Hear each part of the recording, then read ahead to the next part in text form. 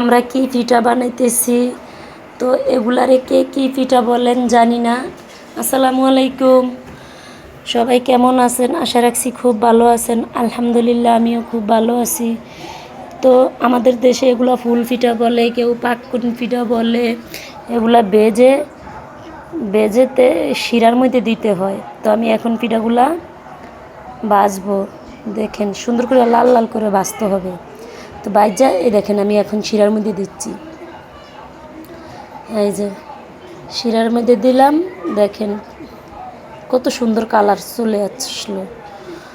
দেখেন আমার মেয়ে পিঠা খাবে না, আমার এই ছোটো মেয়ে কেক খাবে। তো ওর লেগে আবার ওর বাবা কেক নিয়ে আসলো। ও বলছে পিঠা খাবে না, রাগ করছে, ওর বাবা ওর জন্য কেক নিয়ে আসলো। দেখেন ও দেওয়ার আগেই কেক খাইতেছে।